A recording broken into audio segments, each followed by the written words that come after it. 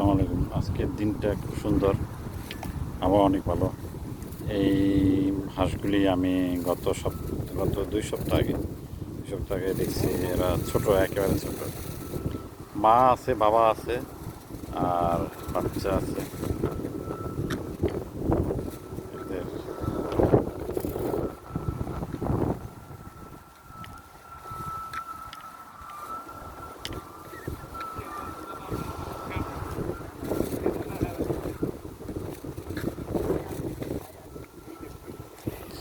শুধু খাওয়া খাওয়া আর আহা, এইটার আবার পাখায় এই কী হয়েছে? এটার আবার পাখনায় কী হয়েছে? ব্যথা হয়েছে,